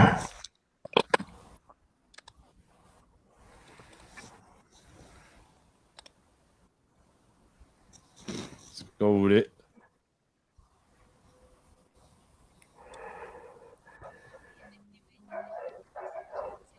On n'a pas de son. Alors, moi, je l'ai déjà vu à part On n'a ça. pas de son. Oui. Allez-y, monsieur Aberkan, puisque vous l'avez déjà vu. Donc, je recommande à vos auditeurs d'aller la voir. Hein. C'est un épisode des Guignols sur les laboratoires pharmaceutiques. Et avec le fameux monsieur Sylvestre qui est famille, machin, tout ça. Et alors, je ne sais plus sur quelle crise c'était, si je ne me gourre pas, mais. La grippe aviaire. Ouais, c'est ça, d'accord. Et tout était dit, effectivement. Parce que voilà, tout était dit. On voit intervenir beaucoup de gens sur le professeur Raoult en ce moment. On a eu Karine Lacombe qui a dit que c'était un scandale ce qu'il pratiquait à l'hôpital de Marseille, sans aucun argument. Elle a dit que selon elle, c'était un scandale, mais ça a fait le tour du web. Et puis, un peu de temps a fallu pour révéler qu'elle avait bien sûr des intérêts chez les laboratoires Gilead, qui sont partie prenante à la création d'une autre molécule, à la commercialisation d'une autre molécule qui est brevetée, elle, contrairement à l'hydroxychloroquine et à l'azithromycine, qui sont des génériques. Et puis, on a eu plus récemment Xavier Lescure, à l'hôpital Bichat, qui s'est lancé dans une diatribe sans aucun argument. C'est-à-dire, on a juste un type qui a dit « Bon, ce qu'a fait Raoult, c'est la honte de la science ». Mais il n'y avait pas d'argument. Zéro. Ça a fait le buzz, c'était rigolo. Et puis, bon, je suis allé faire ma petite recherche tranquillement sur les déclarations d'intérêt qui sont obligatoires pour les médecins en France. Et puis, j'ai vu, bien entendu, qu'il avait des intérêts chez Gilead, BMS et Abbott, entre autres. Bon. Donc, systématiquement, on a ce que j'ai appelé dans mes vidéos une zététique à géométrie variable. Vous savez, la zététique, depuis longtemps, ça me rappelle énormément le droit d'ingérence. Vous vous rappelez, le droit d'ingérence, c'était génial. On allait s'ingérer dans des pays parce qu'ils faisaient des choses pas bien.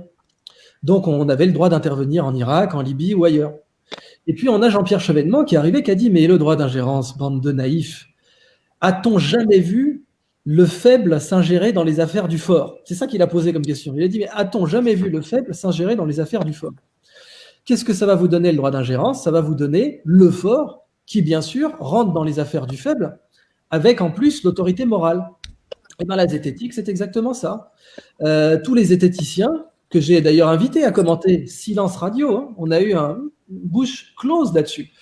Et ben, tous les zététiciens sont bien entendu à la solde du pouvoir, ou en tout cas favorables au pouvoir, et ils constituent une mafia, je ne peux pas utiliser d'autres termes, et la mafia, elle a une particularité qu'on apprend en criminologie, qui est qu'elle est dure avec le faible et douce avec le fort. La mafia est toujours dure avec le faible et dure avec le faible et douce avec le fort. Donc, on a bien vu que cette belle supériorité morale revendiquée par les zététiciens disparaissait totalement dès qu'il s'agissait de critiquer le pouvoir et dès qu'il s'agissait de critiquer les conflits d'intérêts pharmaceutiques. Et c'est ce qu'on voit aujourd'hui. Moi, j'ai une question pour M. Aberkan. Oui, je t'en prie, j'allais te laisser la parole, Hicham Terak. Au vu de votre expertise, votre sens de la... On va dire que c'est une sorte d'autopsie que vous faites par rapport au système, par rapport à ce que vous avez pu produire, vos écrits.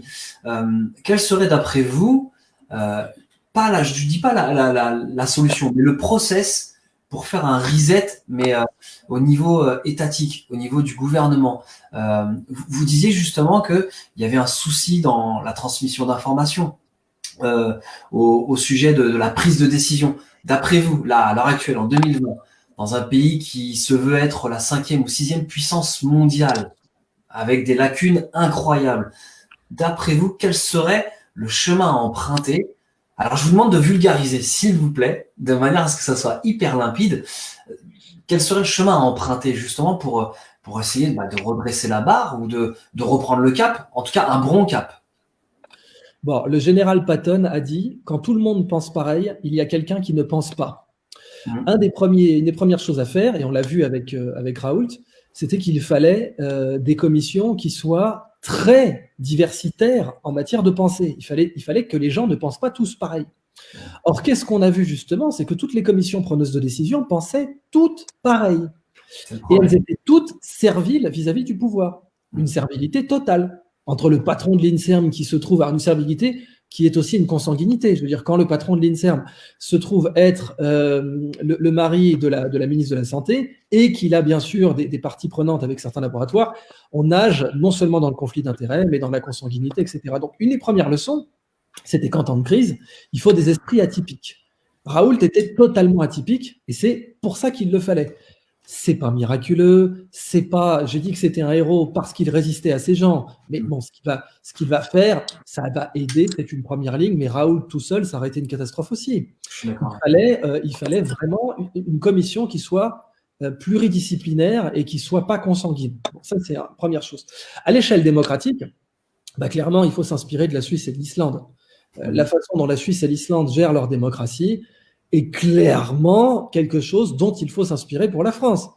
Je vais bien sûr citer les travaux de mon ami et que j'admire beaucoup, Étienne Chouard, qui rappelle que ce n'est pas aux gens de pouvoir d'écrire les règles du pouvoir et que bien entendu, dans un monde où les décisions se prennent non plus au quinquennat, parce que c'est fini le plan quinquennal, il faut arrêter. Dans un monde où les décisions se prennent plus au quinquennat, même plus au trimestre, mais à la semaine, bien entendu, les gens devraient voter plus souvent, bien entendu. Avec leur smartphone, qu'on se foute pas de moi, je veux dire, il y a des gens qui ont des actions dans leur retraite. Moi, j'ai des actions dans mes retraites, je les regarde toutes les semaines. J'ai mon smartphone, j'ai mon application, boum, je peux regarder, je peux acheter et vendre. Bon, si je peux acheter et vendre une action, évidemment que je peux voter toutes les semaines. Et évidemment que n'importe qui peut voter toutes les semaines. C'est ce que font les Suisses pour les choses importantes. Il faut impérativement que le peuple, qui maintenant est équipé de smartphones, et là on pourrait reparler de blockchain pour suivre les votes, que le peuple puisse censurer une décision gouvernementale et être constitué en assemblée qui prendra des décisions même dans des situations tendues. Donc ça, c'est quelque chose qui doit faire partie du grand reset. Donc des commissions plus pluridisciplinaires où les gens ne pensent pas tous pareil, c'est le grand problème qu'on a eu, c'est que tout le monde pensait pareil, et que les premiers de la classe ne savent pas prendre des décisions en temps de crise. Je ne le répéterai jamais assez. Les premiers de la classe sont des cancres en temps de crise. C'est les pires. En temps de crise, surtout pas leur confier une décision. Vous allez à la catastrophe si vous faites ça. Donc, c'est pour ça que dans les commissions, il ne fallait pas que des premiers de la classe. D'accord, je sais très bien. Et justement, dans ce fameux reset, si on l'emprunte, est-ce qu'on... Pardon, Hicham. Ouais. Juste parce que les chiffres viennent de tomber, c'est important. On les scrute de près. Ce soir, à l'heure où nous parlons, en ce 10e jour de confinement, nous en sommes à 29 155 cas confirmés en France, dont 3 375 en réanimation et 1695 morts, dont une ado de 16 ans en Île-de-France. On est à 365 morts en 24 heures. Oui. Ce sont là les chiffres officiels. Donc après, qui émanent uniquement des hôpitaux, rappelons-le. Voilà, on ne va pas discuter du sens du mot criminel. Ouais, je suis d'accord. Justement, je rappelle 365 en 24 heures. Je rappelle qu'il n'y a eu que 2 morts à Hong Kong et 2 morts à Taïwan. Je rappelle que Taïwan et Hong Kong, ensemble, qui sont beaucoup plus denses et qui étaient beaucoup plus exposés, n'ont eu que 4 morts. Je comprends. Monsieur Aberkan, justement, je vais vous faire appel à votre, allez, on va dire créativité ou votre projection vers l'avant. Avec le modèle de société qu'on vit à l'heure actuelle, qu'on pratique, je dirais, comment voyez-vous le futur de nos sociétés dites évoluées? On voit, c'est Nassim Nicolas Taleb, je vous recommande vivement de le lire. Nassim Nicolas Taleb l'a très bien décrit ce futur. Il a parlé de localisme. Il a parlé en fait d'avoir différents niveaux d'organisation. Il va falloir. La planète est vraiment de plus en plus comparable au cerveau. Dans le cerveau, on a le neurone qui est organisé en population, qui est organisé en tonneaux, qui est organisé en aires, qui est organisé en lobes, etc. Puis ça nous fait le cortex. Le monde, c'est pareil. On a le quartier, ensuite on a la ville, ensuite on a la région, ensuite on a le pays, ensuite on a le continent, ensuite on a le monde. Et ces niveaux d'organisation ont été affaiblis à l'échelle, dans le déroulement de la mondialisation. La mondialisation n'est ni bonne ni mauvaise. Elle est même en fait une opportunité majeure. Et on le voit, même aujourd'hui, en pleine crise du coronavirus, quelle est une opportunité majeure pour les échanges de connaissances, pour la solidarité. Quand on a des Chinois qui envoient en très peu de temps des masques aux Italiens, on voit tout ce que la mondialisation peut produire quand elle est saine. Mais en même temps, il y a eu toute une folie dans la mondialisation de croire qu'en fait, on allait s'arrêter au niveau monde. Alors, en tant que neuroscientifique, je peux vous le dire, si vous faites ça, c'est comme si vous passiez le cerveau au mixeur. Vous prenez un cerveau, vous le mettez au mixeur. Vous aurez juste une soupe de neurones. Ça ne sera plus un cerveau. Le monde, c'est la même chose. Il ne faut pas que ce soit une soupe de 7 milliards d'humains. Si c'est une soupe de 7 milliards d'humains, ça ne marchera pas. D'accord, très bien. Je souhaiterais donner la parole à Samia Chiki, qui a certainement aussi des questions à poser à notre invité ce soir, Idriss Aberkane. Oui, bonsoir Monsieur Aberkane. Moi, j'étais un petit peu sceptique au début quand j'ai vu que vous aviez donc fait une vidéo sur le docteur Raoult. Et puis, finalement, en la regardant, j'ai apprécié l'angle que vous aviez abordé, puisque vous aviez clairement évoqué et dénoncé donc ce que vous appelez la corruption académique. Et moi, cet angle-là m'intéresse, puisque vous parvenez donc encore une fois à vulgariser donc ce sujet donc intéressant autour des études de Raoult. Est-ce que vous pourriez nous apporter un peu plus de précision sur ce que vous appelez cette corruption académique? Bien, la corruption académique est un phénomène ancien en réalité. On trouve dans les temps anciens, au Moyen-Âge, on trouve le terme furor academicus dans, je crois que c'est le Oxford English Dictionary, donc furor academicus déjà à l'époque. Ensuite, bien sûr, Bourdieu a fait un livre entier dessus qu'il a appelé Homo academicus. On a eu Foucault qui en a parlé abondamment et qui a dit en réalité le monde académique a énormément de points communs avec une prison, en particulier sur l'existence de gangs, etc. Et donc, j'ai fait que rappeler ça parce qu'on l'avait oublié, c'est-à-dire qu'on idéalise totalement le monde universitaire. Il y a une idéalisation qui est totale. Et on ne pense pas que des gens, alors une minorité, j'insiste, mais malheureusement, le virus aussi, c'est une minorité de votre masse, et pourtant il peut vous tuer. Et donc la corruption académique est bien sûr minoritaire, mais elle peut tuer le monde universitaire. Et elle peut le tuer rapidement. Donc c'est un ensemble de comportements qui sont scandaleux, qui sont parfois illégaux, parfois immoraux, souvent anti-scientifiques. Intimidation, rigueur intellectuelle à géométrie variable, enfin tout ce que vous voulez, tout ce qui a été reproché par exemple au professeur Raoult. Vous mettez ça, je peux vous citer des noms d'universitaires, vous faites la même méthodologie sur leurs travaux et vous allez voir exactement les mêmes choses. Prenez un article du très réputé Stanislas Dehaene, qui est professeur au Collège de France, analysez la puissance statistique de cet article et vous verrez que Raoult à côté c'est un bon élève. Le fait que certains chercheurs publient dans les revues des copains, mais ça, c'est évidemment, enfin, tous les chercheurs français publient au moins une fois dans leur carrière, j'exagère à peine. Donc, en réalité, la corruption académique, d'une part, elle existe bien entendu quand vous avez des comportements de harcèlement, d'intimidation, comme ça s'est passé avec Raoult, donc il a juste eu des menaces de mort, le mec, au téléphone, par un universitaire du CHU de Nantes, c'est le Canard enchaîné à tracer l'appel. Donc ça venait du CHU de Nantes. Donc, vous vous rendez compte. Donc, quand on a des gens comme ça c'est d'une part, c'est criminel, c'est du pénal, mais je pourrais vous parler donc de l'affaire du scandale du charnier de Paris-Descartes, où là, on a juste le conseiller, qui est toujours conseiller actuellement, de la ministre de la Recherche française, Frédéric Vidal, et son nom est Frédéric Dardel, pour ce conseiller, qui était président d'une université pendant que s'y déroulaient des chefs d'accusation pénaux d'atteinte à l'intégrité physique d'un cadavre, bon, etc., etc. Donc, c'est un phénomène qui, à cause de la déférence conditionnée qu'on a envers le monde académique, n'est pas du tout assez analysé. On croit que ces gens-là sont parfaits et qu'au contraire, ce sont eux qui vont amener la lumière dans des situations face à l'homme de la rue, un terme qui était très utilisé, l'homme de la rue. Et en réalité, bien entendu, il faut se départir de toute illusion que certaines corporations seraient plus propres que d'autres. Le monde académique n'est pas plus propre en aucun cas que le monde financier ou que le monde commercial. Tous ces mondes-là ont des qualités et des défauts qu'il faut prendre comme elles sont et face auxquels il faut savoir ouvrir les yeux. Parce qu'autrement, on tombe de très haut. 19h44, la toute dernière question que j'ai envie de vous poser. De quel homme politique vous sentez-vous le plus proche en France? Même si j'ai une petite idée sur la réponse. Vous avez une idée. Donc, si vous pensez à un élu ou si vous pensez à un chef de file politique...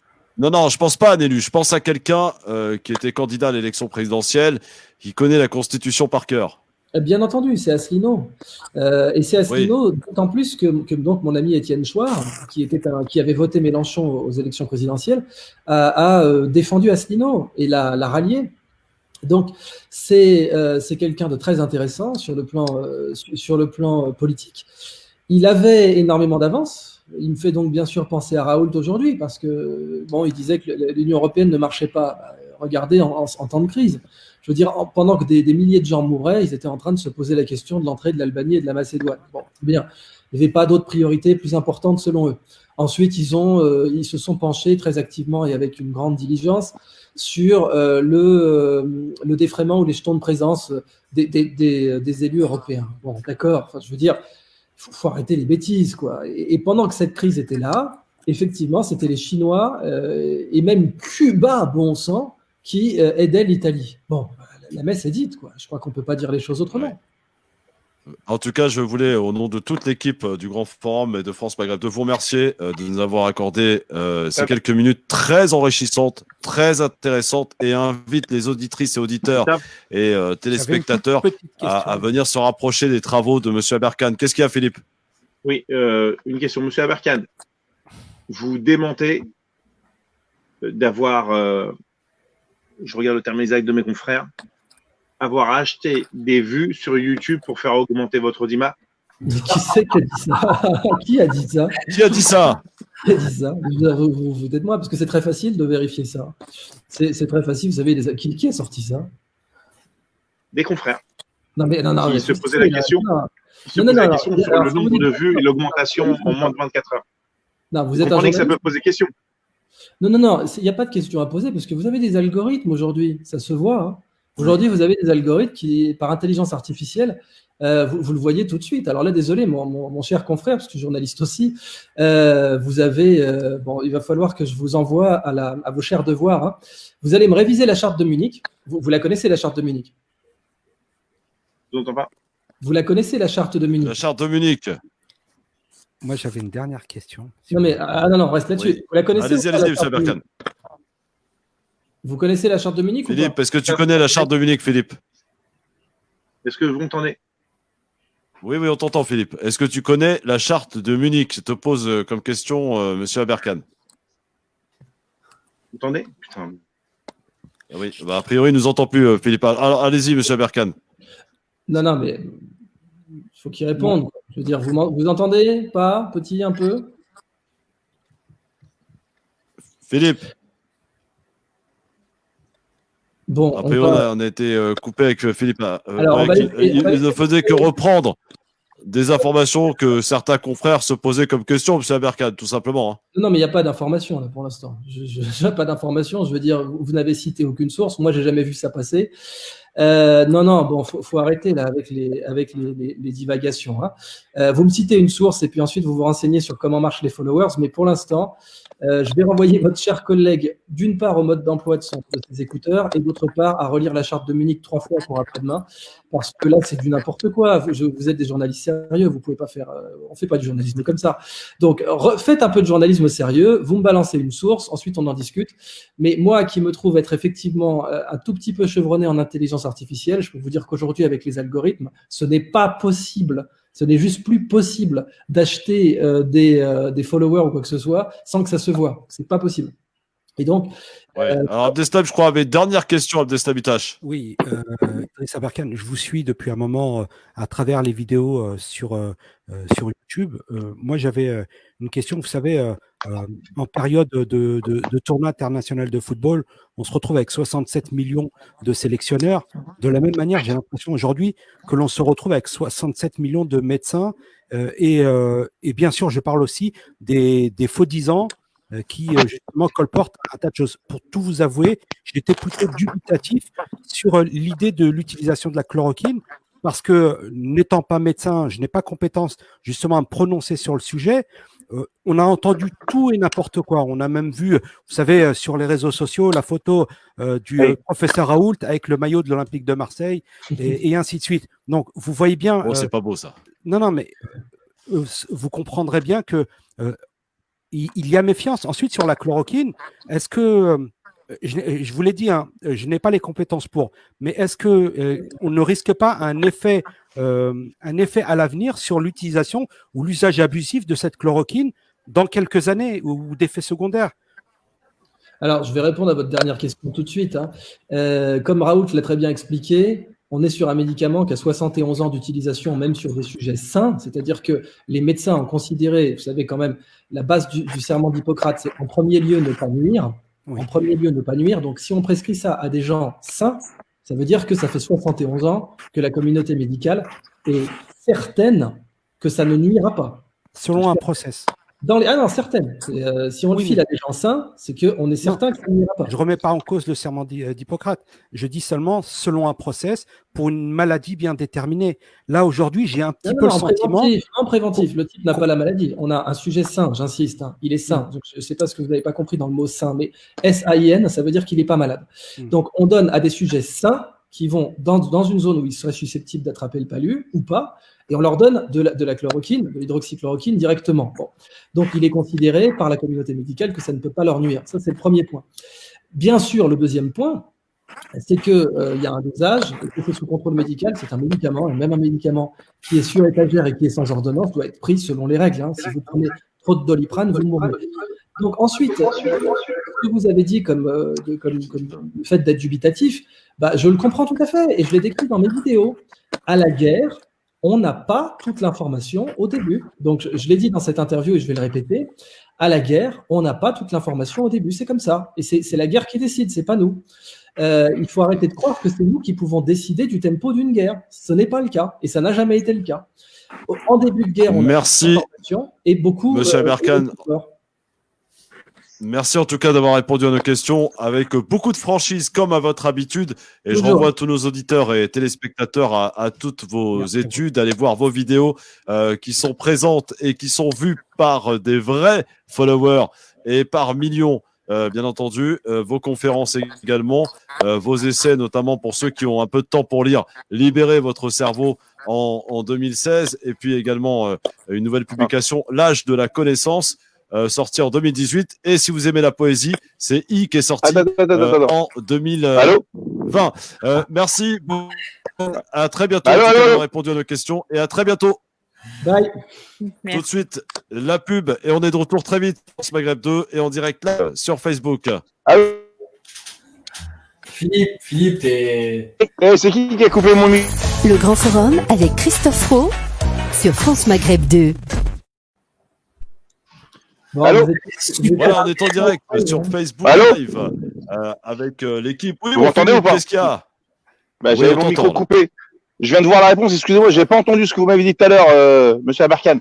Non, mais vous êtes, c'était complètement aux fraises. Vous pouvez pas balancer une info comme ça sans sortir la. Non, je vous ai posé une question, c'est pas une info, je vous ai posé une question. C'est normal que certains se posent des questions. Mais si. Attendez, vous me dites non, je peux aller jusqu'au bout, quoi. Non, mais attends, là, je suis pas en conférence, là. Non, je suis pas votre élève en conférence. Je vous pose une question, il y a des choses qui circulent, donc je vous demande de démentir ou pas, point. Je vous ai pas manqué de respect.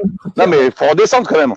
Vous avez fait n'importe quoi journalistiquement, c'est pas grave. Non, dites pas que j'ai fait n'importe quoi, s'il vous plaît, parce que si vous voulez qu'on dise n'importe quoi, on peut dire les offs de tout à l'heure, d'accord, ok? Moi, je suis pas votre élève. Bon. Que ça soit bien clair. Si vous avez été mon élève, vous n'auriez pas fait cette erreur, ça c'est certain. Ah, non, Philippe. Vas-y, remets-moi. Attends. Non, mais il a démenti, ok, pas de souci. Mais c'est pas la peine de manquer de respect aux gens, de les mépriser. D'accord? Parce que là, vous faites l'inverse de ce que vous avez dit tout à l'heure, ok? Tout à fait. Bon, allez, je vous dis ça. Ouais, merci. Au vrai journaliste. Ouais, salut, ouais. Dans cette. Vas-y, salut. C'est ça, on se tutoie maintenant. Bon, comment il parle aux gens, merci, monsieur Aberkan. Merci beaucoup. Ouais, merci. Merci beaucoup. Ciao. Merci d'avoir participé à l'émission. Et à très bientôt, monsieur Aberkan. Ah là là. Faites gaffe à qui vous prenez. Ouais. Je vous ai posé une question, normale, tranquille. C'est pas la peine de monter sur vos grands chevaux. C'est pas sérieux. Non, c'est pas bon. Merci beaucoup. À très bientôt. Il produit la même chose qu'il critique. Donc je vais aussi... Dans un instant, on est de retour évidemment avec la suite et fin de cette émission. Bien entendu, avec dans un instant les coups de gueule et coups de cœur aujourd'hui de Samia Chiki, de Abdeslam Itache, de Philippe Boyaki et de Mehdi Chebaiki qui sont avec nous aujourd'hui. On est en live sur Facebook, France Maghreb 2, sur Christophe Le Grand Forum, et dans un instant en direct à l'antenne sur France Maghreb 2, bien sûr. Pour la suite et fin de cette émission en direct. Rigole. Tous les soirs à 18h30, on est en direct, bien entendu, avec vous. Pour vous accompagner chaque soir durant ce confinement. On est en ce 10e jour de confinement, et tous les soirs, on est là pour vous accompagner, lire vos commentaires, bien sûr, et interagir. C'est pour ça qu'on vous invite à liker, à partager et bien entendu à nous donner de la force, parce qu'on en a besoin autant que nous sommes chaque jour en étant présents avec vous. Avec cette liberté qui est bien présente en direct sur France Maghreb 2 tous les soirs, et depuis ce soir d'ailleurs c'est une première, on est en direct bien sûr sur France Maghreb 2 sur M et sur l'application, en étant aussi en live sur Facebook. Ça va, ma Samia? Oui, très très bien. Donc très bien. C'était un échange vraiment très très intéressant et enrichissant avec Monsieur Aberkan. Aberkan, ouais. Oui, complètement. Moi, comme je l'ai dit. Sa Majesté Aberkan, tu peux le dire. Le mec qui me renvoie à utiliser sur mon casque. J'ai su quelque chose si on est sur un trafic là et que tout le monde se connecte. Non mais attends, le mec il est complètement méprisant. Mais quand vous voulez. Il y a eu quiproquo. Coupe pas mon micro, arrête de couper mon micro, Abdeslam, s'il te plaît. Il y a eu un quiproquo, je pense. Un quiproquo de rien du tout. Je lui ai posé une question sur laquelle moi je suis contre ce qui était en train de se dire, et je lui ai donné l'occasion de faire fermer la gueule à tous ces détracteurs. Et comment il méprise, comment il parle aux gens. Non mais attends, allô quoi. Il y a eu un quiproquo au niveau de la formulation, Philippe, parce que. Je m'excuse si j'ai pas le bagage intellectuel que Monsieur Idriss, je sais pas quoi. Moi, je suis dyslexique et dysorthographique, et je manque pas de respect aux gens. Ok? Parce que tout à l'heure, quand on a fait les tests techniques, il faut le dire, Monsieur Aberkan. Dites-le comment vous m'avez parlé, comme si j'étais un petit technicien de merde là. Non, ok? faut pas dire Alors non, me dis pas non, s'il te plaît. Me dis pas non, parce que mais mes amis, non mais attends, j'ai pas fini de parler. Parce que mes amis, j'ai pas fini, s'il te plaît. Parce que mes amis m'ont envoyé ce que Monsieur Aberkan m'a dit sur moi. Ok, je vais vous envoyer à tester comment il marche le micro. Mais pour qui tu le prends, mec? Pour qui tu le prends? Moi, à 18 ans, j'ai dû arrêter ma carrière professionnelle parce que mon père, il est mort d'un cancer. Et je me suis retrouvé soutien de famille à 18 ans. J'ai pas eu la chance de faire l'université comme toi, etc. Et je méprise pas les gens. Je vous laisse tranquille. Ouais, tranquille, ouais, salut. Merci beaucoup. Et j'espère qu'on aura l'occasion de se rencontrer, tu parleras de la même façon. C'est pour vous, les gars. Mais je vous ai posé une question tranquille, normale, c'est pas la peine de monter sur les chevaux. Non, je suis en carton. Non, c'est bon, Philippe. Merci beaucoup. Monsieur Aberkan, à très bientôt. Ça peut arriver des petits désaccords. Pour votre émission. Mais le temps que chacun se reprenne. Bon courage pour la suite. Grand écrivain. Philippe, stop. Alors, dans quelques minutes, les coups de gueule et les coups de cœur avec Hicham Terak et nos amis, bien sûr, ici présents. Je ne sais pas si, M. Abdeslam, on est de retour encore sur la radio. Je ne crois pas encore. On y est. On y est. On y est, très bien. Vous êtes en direct sur France Maghreb 2. C'est animé. On a été à la hauteur dans cette émission. Le grand forum, Philippe. Alors, oui, bah là, oui. Samia, Chiki, coup de gueule ou coup de cœur ce soir? Vous m'avez perturbé. Je m'excuse, je tiens à présenter mes excuses aux auditeurs et aux auditrices. Je sors rarement de mes gonds. Vous savez, Monsieur Abdelkam, moi je suis pas un grand écrivain comme vous, mais je suis un professeur de self-défense et en général j'essaie de rester le plus calme possible. Je vais vous présenter mon assistante parce que tout à l'heure vous m'avez parlé d'autres assistantes. Voilà la mienne, mon assistante. Ok? Et ça, ça vaut toutes les assistantes du monde. Merci ma chaîne. Merci ma puce. Alors, Samia, coup de gueule, coup de cœur. Alors moi j'ai un coup de cœur en fait j'ai un coup de cœur parce que je trouve que les gens autour de ce débat autour de la chloroquine, ils ont été très respectueux les uns envers les autres en fonction de leur position. Moi, j'ai pu un petit peu regarder via les réseaux sociaux, notamment les échanges, et puis également sur la page, j'ai envie de dire, du fan club de Didier Raoult. Et les échanges sont tout de même très respectueux, même avec des avis très divergents. Donc, je pense que ce débat-là a permis également à la population de se pencher sur la question, de s'intéresser et de débattre dans une ambiance vraiment très sereine et j'ai envie de dire encore plus à la hauteur que les membres de notre gouvernement. Voilà, coup de cœur. Très bien, pour le coup de cœur de Samia Chiki. Hicham Terak, coup de gueule ou coup de cœur ce soir? Coup de cœur, parce que moi j'aime les personnes qui ont le tempérament d'apporter la critique à son plus haut niveau et puis surtout d'apporter des arguments forts et surtout vérifiables et aussi comme certaines personnes en France qui sont pas forcément sur le devant de la scène ou qui le sont parce que on essaie de leur nuire. J'aime c'est ce type de mentalité qui porte à, je vais pas utiliser le terme l'excellence, mais à apporter au mieux. Merci. Il est 20h. Il est l'heure de remercier le personnel hospitalier. Comme tous les soirs, on le fait en direct, bien sûr. Applaudissements dans toute la France. Merci. Merci.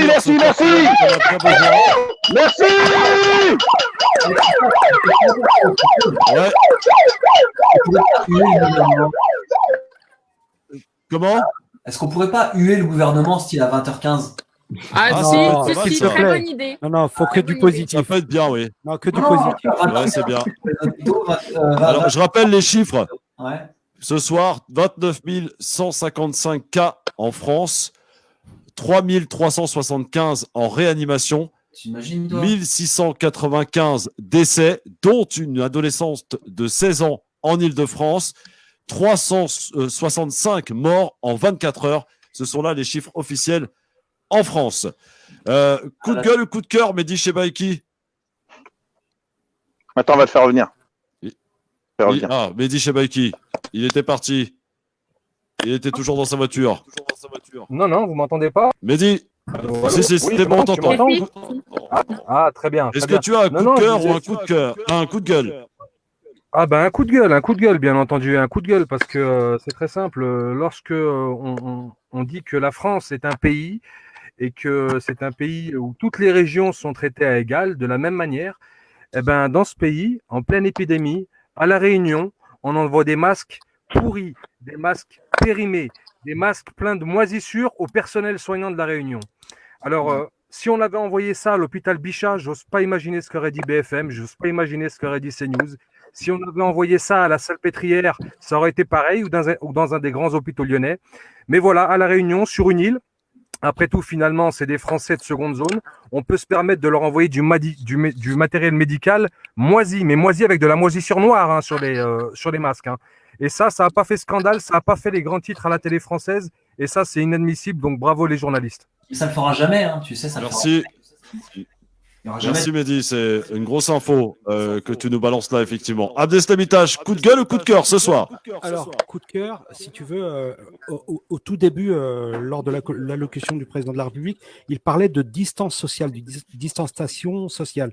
C'est un mot qui m'a d'abord fait hérisser le poil, parce que j'ai toujours combattu justement cette distance mise entre les gens, et paradoxalement, on se retrouve avec des gens qui se rapprochent, s'appellent, et la solidarité s'organise à travers les courses qui sont faites pour les personnes âgées. Et moi, je trouve que, enfin, faut voir le bien dans le mal.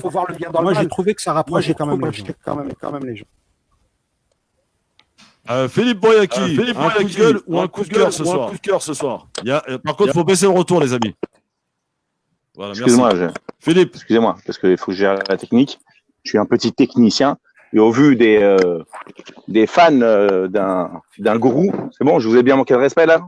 Comme ça, on est tous au clair. Bah, le coup de gueule, c'est contre celles et ceux qui condamnent un système, qui condamnent des comportements et qui se comportent un petit peu pareil. Donc, je prendrai un café avec grand plaisir avec Idriss quand la vapeur sera redescendue. J'ai pas voulu le piéger ou lui manquer de respect. Je suis contre les personnes qui disaient ça, mais comme on est transparent dans le grand forum et comme on doit tout se dire et pas faire que de la lèche, bah ouais, j'étais un petit peu le poil à gratter. Voilà, point barre. Et je voulais lui permettre, je voulais lui permettre de pouvoir fermer la gueule définitivement à ses détracteurs, justement. Vous avez manqué de respect au journalisme. Dans le journalisme, il n'y a pas d'info. Ouais, d'accord. Donc, je vais vous le répéter tranquillement, et puis vous allez rester calme, puisque vous m'avez l'air d'être quelqu'un qui peut rester calme. Quelles sont vos sources? Je vous l'ai dit, vous savez très bien, vous êtes journaliste comme moi, vous avez fait des œuvres. Enfin, non, je suis un petit journaliste, pardon, je suis un petit journaliste. Je suis en train de vous dire, ce sont des œuvres. Je suis en train de vous répondre. On peut. Putain, il est fatigant, quoi. Quelles sont tes sources, Philippe? Le journaliste, c'est fatigant, c'est pointu, c'est rigoureux. Quelles sont vos sources? Ah ouais, c'est pointu. Pourquoi les journalistes donnent leurs sources? Depuis quand un journaliste donne ses sources? Merci, confrère. Si c'est une information, elle a des sources. Quelles sont-elles? Je suis en train de vous dire, si vous m'aviez écouté, c'était les bruits qui se disaient en off d'après certains confrères. Pourquoi je parle écrit, je suis en ouf. Donc, quand vous me demandez de démentir un bruit, j'ai aucun bruit à démentir. Moi, je demande des informations actuellement. Mais si vous précisez, comme l'Express. Ouais, non, mais voyons, l'Express, c'est une autre catégorie. Hein. Voyons. Mais quand je vous demande. Non, mais l'Express a fait un article justement où il accuse M. Aberkan d'avoir gonflé le CV. Je lui ai posé la question tout à l'heure, il s'en est expliqué. Voilà.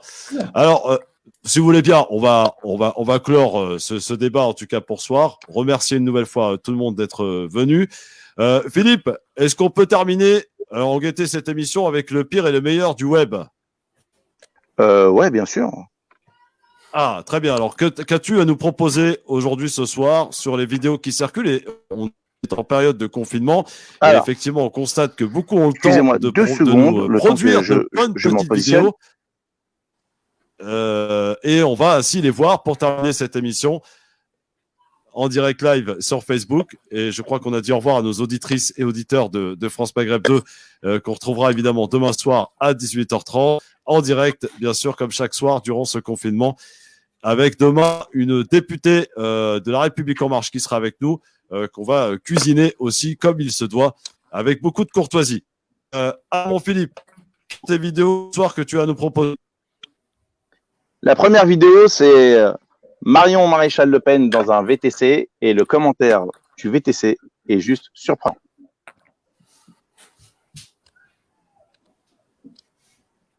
Eh bien, insultez-moi pas, j'ai parlé avec elle, on n'est pas d'accord sur tout. Non mais c'était intéressant. Voilà, et elle est bien. Et elle aime les musulmans qui font pas les bêtises, c'est vrai ou pas, madame? C'est vrai, absolument. Voilà. J'aime la France. Et moi, je vous kiffe, en fait. Merci, merci. Vidéo, effectivement, qui avait fait le buzz il y a quelques temps maintenant. Elle est assez ancienne, cette vidéo, mais c'est vrai qu'elle avait fait beaucoup de bruit. Deuxième vidéo, les jours de la semaine vus sous un autre angle. Lundi, mardi, mercredi, jeudi, vendredi, samedi et dimanche. Avant-dernière vidéo, de la semaine. Complètement. Kylian Mbappé, interrogé, c'est surprenant. C'est vrai le cliché qui dit que les joueurs de foot sont bêtes? Peut-être que je le connais pas, peut-être qu'il existe quelque part, mais moi, ceux que je côtoie, ça va. Ils sont un minimum culturels.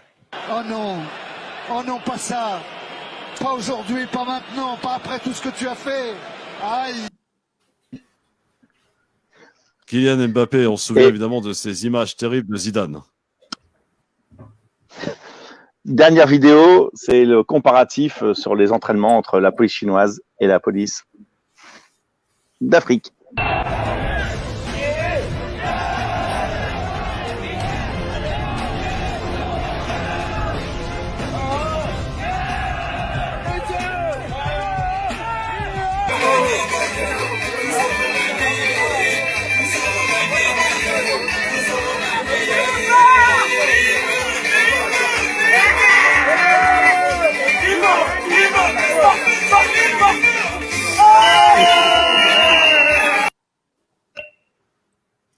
Voilà pour le pire et le meilleur du web. Merci, mon Philippe. Merci à tous de nous avoir suivis en direct et en live sur France Maghreb 2 et dans cette émission. Comme c'est du direct, il peut se passer tout ce qui se passe en direct, hein, forcément.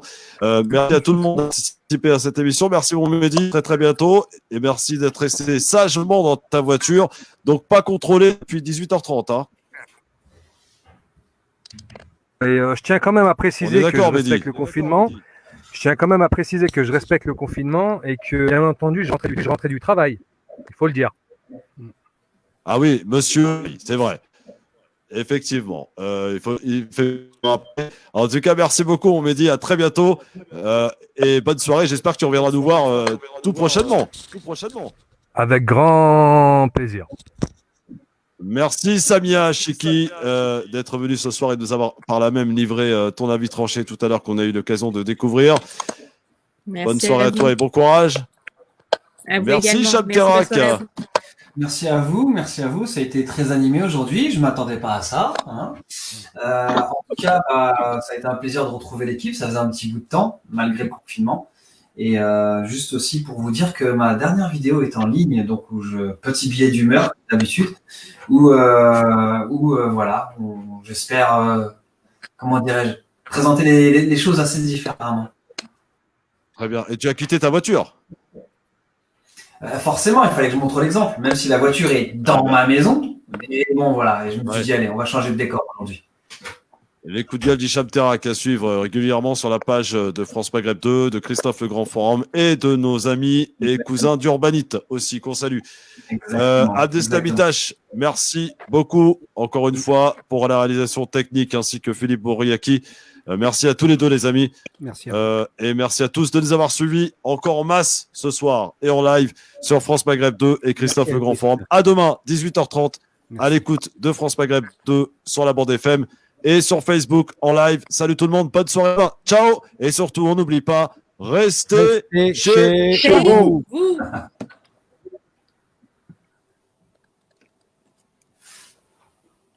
On est 4, ça y est?